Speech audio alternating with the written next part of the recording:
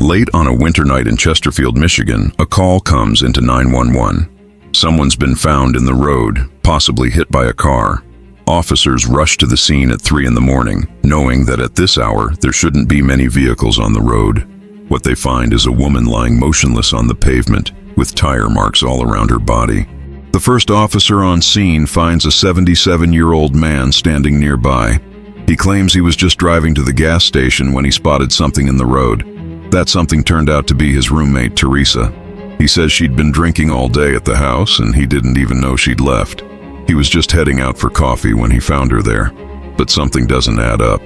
The woman has severe trauma to her face, a large laceration, and she's barely breathing. Officers notice tire marks everywhere around the body. This wasn't just a simple hit and run. Someone deliberately ran her over, possibly multiple times. The witness seems calm, almost too calm for someone who just found their roommate dying in the street. As paramedics work on Teresa, officers start putting together a timeline. The man says he last saw her at 3 in the afternoon. She was drinking, then she left. He doesn't know if someone picked her up or if she walked. But here's the problem. It's freezing cold outside, and Teresa is barely dressed for the weather. Why would she just walk out into the night? Officers start canvassing the neighborhood for cameras. Most of them aren't working, except for one Ring doorbell. They're hoping it caught something, anything, because right now they have more questions than answers. The witness is cooperative, giving his ID, answering questions, but officers are starting to get suspicious. His story is just a little too convenient. Meanwhile, other officers head to the witness's home to do a welfare check. The man, Juan, had said nobody else was at the house, but when they get inside, they find someone.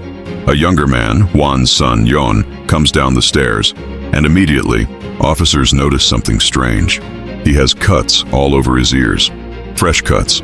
Pieces of his ear actually look like they've been chipped off. John seems confused about why police are in his house, asking if they have a warrant. Officers explain they're doing a protective sweep because someone was seriously injured, but John's behavior is raising red flags. He's defensive, uncomfortable, and those cuts on his ears are impossible to ignore. Officers also notice he's a registered sex offender, and there's a lost license plate on a luxury car in the driveway. John claims he was the one who called 911. He says Teresa got into an argument and left, and that's when they went to check on her and found her in the road.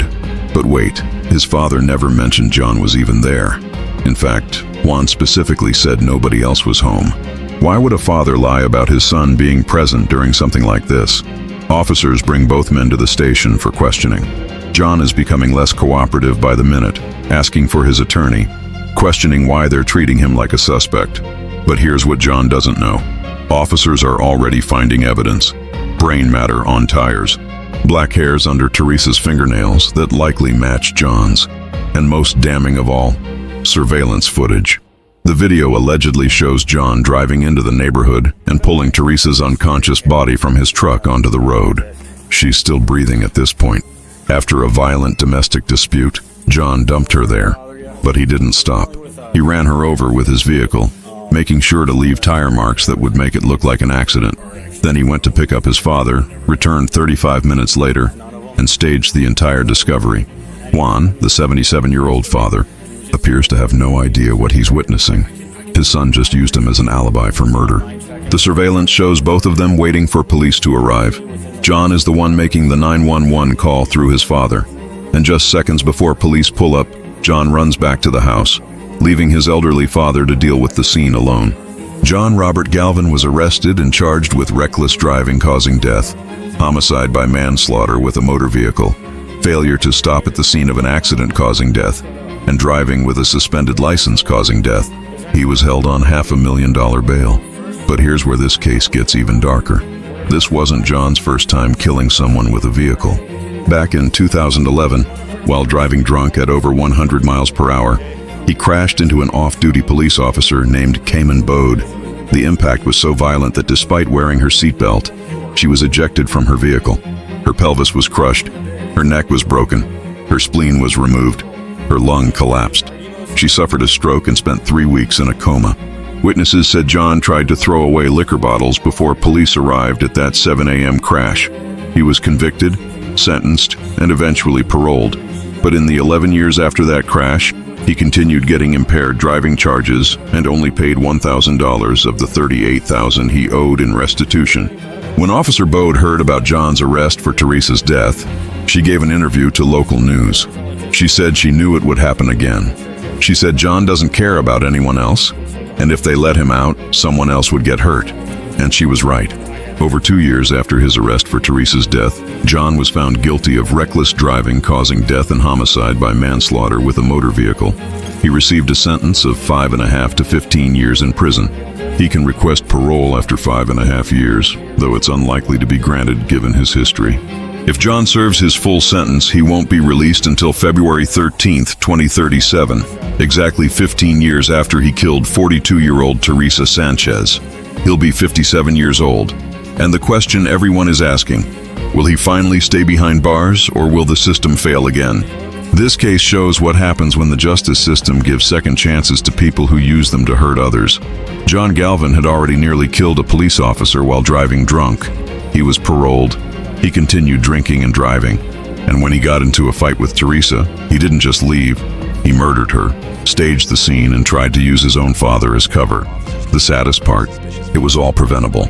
If John had served his full sentence for nearly killing Officer Bode, Teresa Sanchez would still be alive today.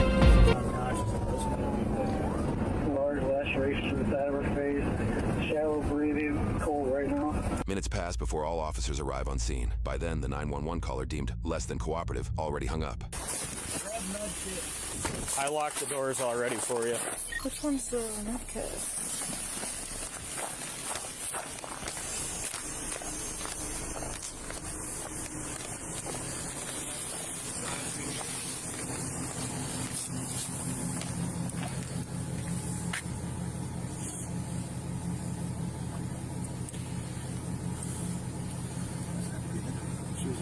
Did you just run up on her, or did you see it happen? No, I didn't see anybody. I was coming in my truck from my house, and I was gonna turn this way to 24 miles, and I seen something, so I stopped, and I seen her laying there. I don't know who hit her or how she got. What address do you stay at? This is the front door address.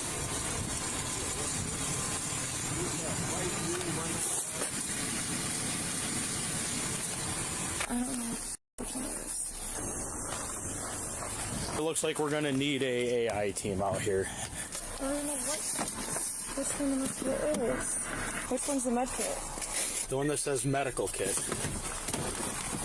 said she was drinking at the house earlier. She was what? She was drinking at the house earlier. She walked out on foot, and then he just come across her here. All right. Careful, it's very slippery. Sir, she lives with you? Yes. Does she have any access to weapons or anything? No. Yeah, but you know, like I was. I'm thinking GSW. She drinks heavily, you know. Side cut right here, though. She's got a whole cut on that side over there. Oh, yeah. Her face is not feeling false, are you? You didn't feel anything? What's her name? What made you leave to go look for her? I was gonna go to the gas station. And you didn't even know she left the store No, she'd been drinking earlier all day? all day, and then she never came home until I was gonna turn here to go 24 to the gas station, and I seen something in the street. All right. Can you put that back? Yeah. I stopped, threw the lights, and was fainting. Does dispatch have this plate, Jake? I don't. 16 with a plate. The thing over there in the garage for me. I fell already. I got you. No guns on you today, sir? no, I don't- Okay. I don't- Okay. I don't- Just checking. What do you think about these tire marks right behind her? Look, right behind her. I can't tell if they're fresh or not. I don't know. I didn't see anything. The only thing I saw was a blue Mustang on the way here, but you're picking and choosing. So she's been laying here for a minute. Somebody purposely run her over like a dope dealer or something? There's tire marks all over her. Well, I'll get some tape out and I'll shut down this and this. Or we can always mobile fingerprint her, but I'd rather not move the body. Blanket over her. Blanket over No, her? no. I don't think pull the cones out. All right, I'll go grab mine. And we'll have to get ME and everybody out here. Is MedStar going to run a lead on it too? Get a time of death? That one got a ring. We might have. Oh, perfect. Good eye. As exterior cameras, we're going to be attempting to make contact. Hello, sorry to bother you. We're dealing with a traffic crash fatality. We saw the exterior cameras. Any chance? They aren't actually turned on. We moved here in June and never got them reactivated. None of them? No. What Just about the ring. Is there any chance the ring? We've just seen a vehicle leave. It's right there. I can check. I appreciate it. If you don't mind checking for me. Do you know about what time? Like, because we would say within the last few hours. Okay. Thank you. Is that a person or is it like a person? Yep. Okay. All right. So my son's been peeking somewhere. All right. I appreciate it. Thank you. None of the cameras work except his Ring doorbell, so hopefully that one's going to be the one to catch it. We're going to go run our car around because they got a bunch of kids that are sitting here looking at the body, and we cannot cover it to tamper with it. So, yeah. This is the girl that was attached to a call deal with him, so I don't know where he's definitely not going to be splitting anywhere. He's a witness at this time. but last time they yelled at each other, he was mad at her for being drunk. Yeah. Why would he be? It could be a gunshot wound, and then he puts her there and runs her over on purpose. You know what I mean? Let me go check with this guy. The ring didn't catch anything, but I'm going to call ADT and see if there's any chance like those are still live. The ring unfortunately catches motion. Yeah, okay. so I set it up to, and I adjusted it because it was catching every car that ever drove by. Whenever you get a chance, even if it has to be later on in the morning, I'll just let our detective bureau know they might be receiving a call from you regarding the camera. So I appreciate your time. All right, let's go take a loop around. We're going to park in front of that house. No. Do you want to call the ambulance first? We'll pass because we did a deceased already. She knows it. Normally the trauma to the face like that's not coming from getting run over. Should I keep Juan's ID, the witness? Let me see if you have it. That's one number 2. He's not even attached yet. We're going to attach him. He's starting to become more and more suspect at this time. Where was he coming from? We can't figure that out right now. He lives here though. And he says she's like 3 or 4 months behind on rent. Yeah. You watch that come back like a GSW, and he dragged her out here and then staged it. I think we should lock him in on a statement and get a written statement. We don't really know too much yet. Roommate drove to go find her. She was supposed to be walking to the bar, and she's on the ground with some tire marks, and her head's all split open. Okay, so she wasn't in an accident. She was hit. Yeah. Do you know what time the roommate last saw her alive? I can't recall. Neighbors out there. Yeah. The only thing I worry about, we find a gunshot wound to her. I'm going to go out at 3 in the morning for a coffee or whatever the case may be, and, found her. That's what he said, he's going out for coffee. Something along those lines. A set of glasses under her. I wonder if they belong to him. What I'm getting out of it, she was drinking all night, randomly left. He decides just to randomly go out in the middle of the night, didn't even know she left, and runs across her. I don't know if there's going to be a GSW to her head, but she's definitely been run over. Any damage on his vehicle? I looked, nothing I can really tell. It doesn't mean he didn't go get cleaned up and whatnot. Yeah, I think she's been out here a while. It's very suspicious. Well, DB's coming in, obviously. McPhillips, I called him. He's coming in AI. He's going to try to round up some troops. What we do One. Oh, you just heard it. Yep. Unless you were on days first. Or No, this is literally like my 3rd DOR. so you can't mess this one up. You heard. He's going to have you do nothing. Right.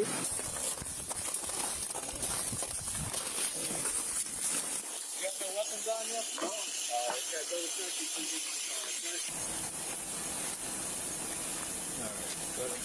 Yeah, you can almost see the tire marks on her face. You'll be really good tread once this one breezes up. Right there, it looks like... Yeah. That's like blonde. Was he even was he crying or anything? No, he didn't really seem to get... I don't know if he was in shock because he knew her come across him. He just didn't seem to give a shit. Makes no sense. He said the last time he saw it was 3 in the afternoon. She got to drinking and she left. Couldn't say if she got picked up or whatever. Right, because look at what she's wearing. Like, why would she just walk He out? knows of a boyfriend but doesn't know his name. I'll stay warm for a little bit. As some officers take 77-year-old potential suspect Juan Galvan to the station for questioning, others go to his home to conduct an interior welfare check for any unknown victims. 16 with another plate on a Range Rover. I didn't check the front door yet. Let's go this way. How'd you get back there? He went around the other way. That's stuck. I'm gonna have to go around. So we get the back side doors unlocked. Alright, I'm gonna go around. That one's locked. Careful. Right here, be careful. I didn't check the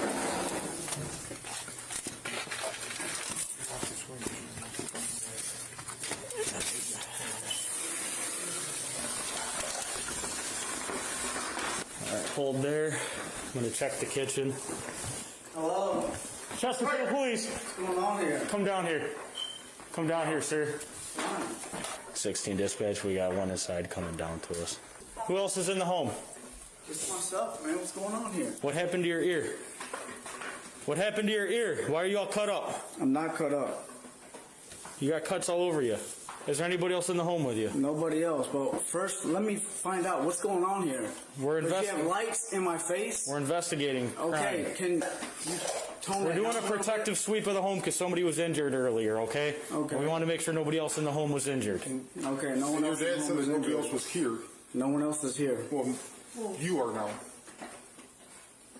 When we talked to your dad, he said nobody else was here. Okay. So, Did you get into an argument with somebody today? No, I didn't. Who else is supposed to be in the house right now? Me, my dad, Teresa came home. She got into an argument. She left out, and that's when we went to go check her out. We found out that she was there. I'm the one that made the call, and my dad was there. I came over here to get my sister. She wasn't here, and that's it. Where's your sister? She left. Is that the one, Teresa? No, my sister Yvette. Okay, she lives here too? Yeah. All I know is an accident happened over there. We called you, and that's it. And now you're questioning me. Well, no, we didn't know you were here. They said nobody else was here. We're making sure that Okay, so why are you guys just entering the premises is what I'm asking. for a protective sweep to make sure nobody else was Okay, injured. so can we go to your guys' place? Sure. Okay, let's do that then. All right. Because I feel uncomfortable with this. I'm in my shorts, and you guys are coming through. Yeah, that's what. You understand where I'm coming from. Your dad should have told us somebody else was here, and he didn't. yeah, Dad said nobody else was here. If we knew somebody else was here, we're Sam, not let's gonna- go over there then. Can we go to the police station? Yep. Yeah, can we follow you to grab a hoodie real quick, or whatever you want? Whatever. Or do you want a jacket or a hoodie? Yeah, please follow me. Thank you, sir. I mean, this is just uncalled for. Yeah, we're trying to figure everything out too. I get it, I get it, Who I is get it. Teresa to you guys? Teresa, she's a friend of the family. She came here irate. She left, and Was she irate with you guys, or just about whatever happened before? whoever she's dating. Yeah, if Dad told us you were in here, we would have let you know. But Dad said, "Hey, go do a protective sweep. Yeah, that's Make sure nobody else was injured." I wish he told us you were He's here. a 76-year-old man. He don't know what you mean by that. Were you I in mean, the truck with him? No. I wasn't in the truck with him. Oh, okay. Yeah, no. If he knew anything, he would have definitely would have just made me alert that you guys were coming to the premises, while I'm asleep. Like, this is just. Do you want a Let me get jacket my or shoes anything? on. It's fine. I got All right. my stuff is all over here. 16 dispatch. Do you have a name of somebody who called? Do you have ID on you by chance? Do you have an identification on you? As long as you guys get out of my house. Yep, we're heading out. Yeah. Shut the door, please. I told you before, this is uncalled for. You said you're the one who called? Yep. All right. Yeah, everything was all busted open. We got to do a protective sweep, man. I understand that completely. We'll head to the white car. So Yes, severely injured. it just seems like you're making it seem like me and my dad did it. That's Who said that? called for. Who said that? Let me just pat you down for weapons real quick, just so I can be cool. What do you mean? You just entered the house without a warrant, right? What do you mean? It's called a protective sweep, man. Okay. So you're questioning me. Nobody's giving you the business. Questioning you. But yeah, this is big. If you can help us out with an interview for our detectives, you know what I mean? I'm with you, right? Yeah. So She's got to unlock it. Appreciate that. no problem. 16 to 37, we were unable to complete a full protective sweep. We have one in our back seat for a voluntary interview. Where's my father at, by the way? Same thing with you. He wanted to go speak to our detectives. He was smart enough to stay on scene, though. Make sure you stay on scene for that kind of stuff. I know you said you called. We're right down the street. But it's important. Obviously, we've been there for a while now, and we didn't even know you existed. They're coming down here to talk to you, so that way you don't have to go all over the place, okay? Okay, that's fine. How was Teresa? 16 added another witness. Did you hear me? Yeah, what's that, sir? I said, how was Teresa? I'll let the detective speak with you, okay? We were told to come do a protective sweep. You go in there, this guy wakes up. He knew about her. Very suspicious. He's all cut up in the ears and hands and stuff. The dealer plate on this brand new Audi's Back to him on a BMW? No, it comes back as a lost plate out of Kalamazoo. He's saying nobody else is in the house, but he was initially on scene with the dad. I got this 3 with it. Nobody else stays here periodically? Comes and goes? He says 3, then he says 4. He said Yvette, his sister, took off, so she might even be in there too. Dad's at the station who stayed on scene. He initially went on scene with Dad, but decided to come home and sleep. They got this house like fortified with cameras and stuff. Very like minimal bare bones furniture in there, very clean. Yeah, what's this guy's name? Out of Detroit. Sex offender in Lean. He's out of Detroit? Yeah, he's out of Detroit, sex offender on Lean. Correct.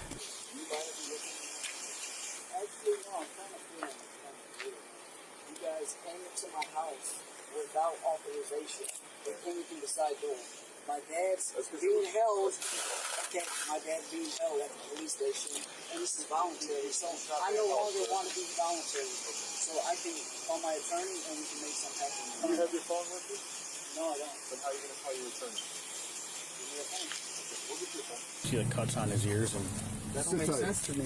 It doesn't make sense. he's got cuts on his ears, like little pieces chipped off, and his, I think somewhere maybe on his hands or something. At the scene when he left. He told us he was at the scene. He came home because then he starts asking, well, how's Teresa? How's Teresa? How's Teresa? And then now all of a sudden he's concerned about it. She was clearly dead. I mean, anybody's going to see So that. initial contact with him, he started asking that? Yeah. Without you guys even prompting Correct, him for that? correct. He knew his dad was like with us or something. Yvette, their sister, was here and left, so we don't know where Yvette is. All right, I'll run the guy in. He's in my back seat. He's no longer wanting anything to be voluntary. So, all right, I'm gonna bring him in, and I'll stay at the station until I'm told otherwise. I'll tell Lenz to hang out here with Connell. Do you mind hanging out here? I'm gonna run this guy back, and then I should be right back. Keep an eye on the house, make sure nobody's sneaking out. What's going on here? All right, sir. Sorry to keep you waiting. What was your question? Here, I mean, do you want me to give you a walkthrough? I mean, I don't understand what's going on here. Your dad's the homeowner, right? Not that you don't matter, but we can't get permission from you. We got to get permission from him. So you want to go back to the station and talk to a detective? Your colleague kind of made me uncomfortable because he's making me feel like a intruder here. And Look, I'll show you right now. I got you listed as a witness just like your dad. Nobody's a suspect in anything. But you are a witness to a bad crash. That's just the way it is. It's unfortunate. I get that. But you do understand that she was intoxicated as well. Oh, nobody's disagreeing with you. Yeah, we did the protective sweep, and that whole side door over there is dislodged, so that's another reason why we went in for safety. So. All right. You good? Yeah, 16 dispatch en route to the station with 1 starting mileage.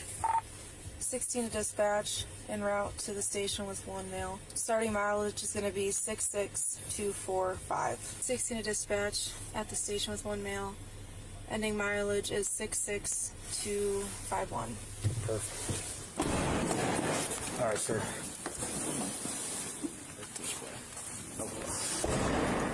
Do you need any medical attention? You do have a small cut over your ear right there. I'm not fine. All right.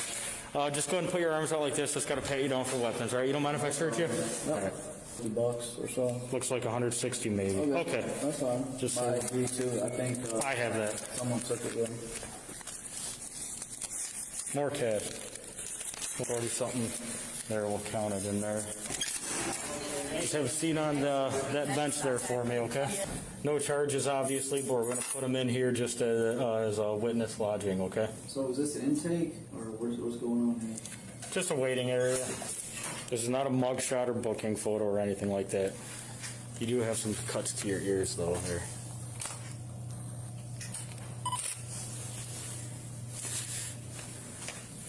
Did you know how bad they looked? All right, and then just put your arms out like this. And then the other way. Base your fingers out. I don't know if you're rubbing your ear or what, but you got like some little blood spots here. The detective wants him. The one reason I asked you that is because it seems like intake to me, and it's not cool. All right, well, the detectives are going to talk to you. All right. Do you have a belt on? Yeah. All right, the belt has to be removed. No other belt or jewelry on? No. I mean, my shoelaces. That's it. All right. Shoes. That's it. If you can just put your overshirt up here, and we'll get you a blanket for the time being. All right, right this way, sir. Can you kick off your shoes right there for me? Thank you. I'm just going to pat you down one more time. If you can step over here. Thank you. All right, you can head in there.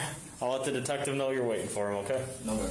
News reports later confirmed that 77-year-old Juan was innocent in Teresa's death. However, investigators quickly focused in on his 42-year-old son, John. Surveillance footage allegedly shows John driving into the neighborhood and pulling Teresa's unconscious body from his truck and onto the road after an alleged violent domestic dispute. Because radio traffic indicated she was still breathing when police arrived, it is believed she is still alive at this moment. John then runs her over, goes to his father's house to pick him up, and returns 35 minutes later to stage the discovery of Teresa. It is assumed Juan is unaware of what he is about to witness.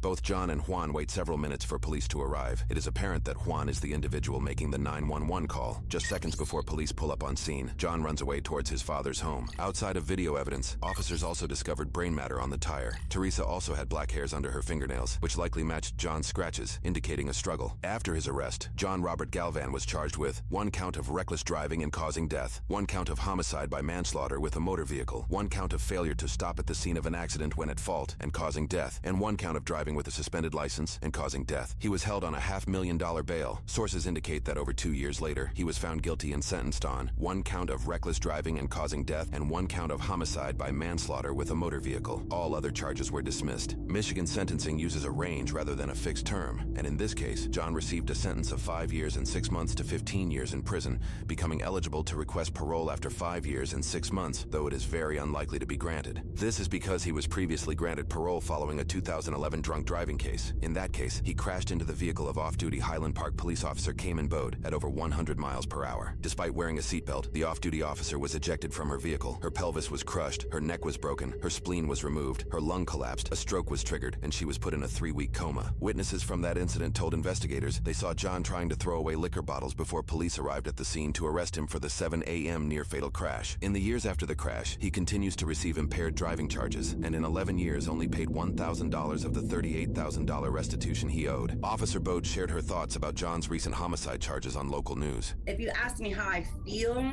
I think he didn't. He didn't care. I have a feeling if you let him out, I don't feel like he cares about anybody else. I knew it. I knew it. And then I just couldn't believe it. And my heart goes out to that lady and her family. As officers discovered in this video, John is also a registered sex offender. He was found guilty for second-degree criminal sexual conduct on a person under the age of 13 in 1999, when he was 20 years old. Reports indicate he spent a 7-year prison sentence for that crime. Assuming John serves his full sentence, he will not be released until February 13, 2037, exactly 15 years after he killed 42-year-old Teresa Sanchez. He will be 57 years old when released.